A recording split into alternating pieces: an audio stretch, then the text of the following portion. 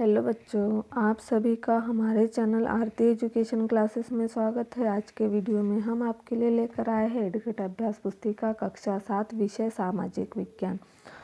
तो आइए बच्चों, हम देखते हैं एडुकेट अभ्यास पुस्तिका कक्षा 7 विषय सामाजिक विज्ञान, जो कि मध्य प्रदेश राज्य शिक्षा केंद्र भोपाल द्वारा जारी हमारी एडुकेट अभ्यास पुस्तिका है, जिसमें कि हम लेकर आए हैं अध्याय 4 वायु। तो अध्याय 4 वायु में हम देखेंगे प्रश्न नंबर 1, वायु में किन किन गैसों का मिश्रण होता है। तो वायु, जिसे कि हम हवा भी कहते हैं, जो कि हमारे वातावरण जो होता है उसमें पाई जाती है। वायु में nitrogen, oxygen, carbon dioxide, helium, ozone, argon व हाइड्रोजन जैसी गैस का मिश्रण होता है। उसके बाद है हमारा प्रश्न नंबर 2, आर्द्रता किसे कहते हैं। जब जल पृथ्वी एवं विभिन्न जलाशयों से बाष्पित होता है तो यह जल बाष्प बन जाता है। वायु में किसी भी समय जल बाष्प की मात्रा को आर्द्रता कहते हैं। फिर अगला प्रश्न है हमारा प्रश्न नंबर 3, पेड़ पौधों को अपने जीवन के लिए किस गैस की आवश्यकता होती है। तो पेड़ पौधों को अपने जीवन के लिए नाइट्रोजन गैस की आवश्यकता होती है। वह सीधे वायु से नाइट्रोजन नहीं ले पाते। मृदा तथा कुछ पौधे की जड़ों में रहने वाला जीवाणु वायु से नाइट्रोजन लेकर इसका स्वरूप बदल देते हैं, जिससे पौधे इसका प्रयोग कर सकते हैं। जैसे कि पेड़ पौधे अपने जीवन के लिए किस गैस की आवश्यकता लेते हैं। तो पेड़ पौधों को अपने जीवन के लिए नाइट्रोजन गैस की आवश्यकता होती है। वह सीधे वायु से नाइट्रोजन नहीं ले पाते।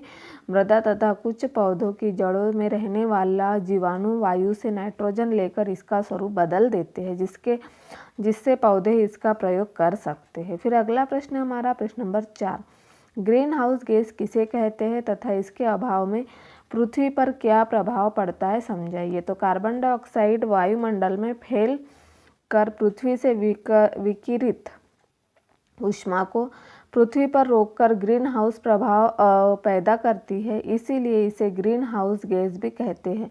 इसके अभाव में धरती इतनी ठंडी हो जाती है कि इस पर रहना असंभव होता है। इस तरह से हमने यहाँ पर प्रश्न नंबर 4 का उत्तर लिखा। अब हम देखते हैं प्रश्न नंबर 5, हरे पादप अपने भोजन के निर्माण में किस गैस का प्रयोग करते हैं। तो हरे पादप अपने भोजन के निर्माण में कार्बन डाइऑक्साइड गैस का प्रयोग करते हैं और ऑक्सीजन गैस वापस देते हैं। जो हरे पादप है वह अपने भोजन के निर्माण में कार्बन डाइऑक्साइड गैस का प्रयोग करते हैं और ऑक्सीजन गैस वापस देते हैं। फिर अगला है हमारा प्रश्न नंबर 6, भूमंडलीय तापन ग्लोबल वार्मिंग से क्या आशय है, इससे क्या क्या हानि होती है, लिखिए। जब कारखानों एवं कार के धुएं से वायुमंडल में कार्बन डाइऑक्साइड गैस का स्तर बढ़ता है, तब इस ऊष्मा के द्वारा पृथ्वी का तापमान बढ़ता है, जिससे भूमंडलीय तापन या ग्लोबल वार्मिंग कहते हैं।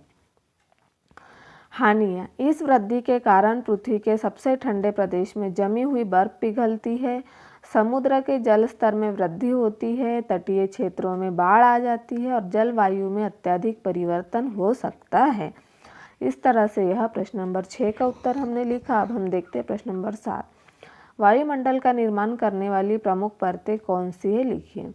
तो वायुमंडल का निर्माण करने वाली प्रमुख परतें क्षोभमंडल, समताप मंडल, मध्यमंडल, बाह्य मंडल और बहिर्मंडल।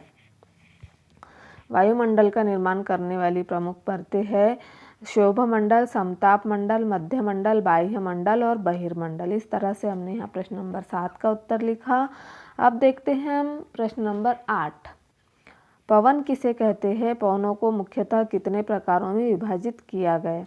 उच्च दाब क्षेत्र से निम्न दाब क्षेत्र की ओर वायु की गति को पवन कहते हैं। पवनों को मुख्यतः 3 प्रकारों में विभाजित किया गया है, स्थायी पवने, मौसमी पवने और स्थानीय पवने। यह पवनों के 3 प्रकार है। फिर अगला प्रश्न नंबर 9, वायु दाब का वितरण पृथ्वी पर किस प्रकार है। वायुमंडल में ऊपर की ओर जाने पर दाब तेजी से गिरने लगता है। समुद्र स्तर पर वायु दाब सर्वाधिक होता है और ऊंचाई पर जाने पर यह घटता जाता है। वायु दाब का क्षैतिज वितरण किसी स्थान पर उपस्थित वायु के ताप द्वारा प्रभावित होता है। अधिक तापमान वाले क्षेत्र में वायु गर्म होकर ऊपर उठती है। फिर है प्रश्न नंबर 10, मौसम और जलवायु में अंतर लिखिए। मौसम वायुमंडल के प्रत्येक घंटे तथा दिन प्रतिदिन की स्थिति होती है और जलवायु दीर्घकाल में किसी स्थान का औसत मौसम उस स्थान की जलवायु बताता है। तो इस तरह से हमने यहाँ पर प्रश्न नंबर 10 का उत्तर लिखकर यह पाठ जो है हमारा अध्याय 4 को हमने यहाँ पर पूर्ण किया। जो अध्याय 4 था हमारा यह था वायु। तो इस तरह से आप इसे आपकी जो एडुकेट अभ्यास पुस्तिका है उसमें पूर्ण कर लीजिए। और इस तरह से यदि आप हमारे चैनल पर नए हो तो हमारे चैनल को सब्सक्राइब ज़रूर कर लीजिए और बेल आइकन को प्रेस करना ना भूलिए ताकि आपको हमारे आने वाले वीडियो के नोटिफिकेशन मिलते रहेंगे।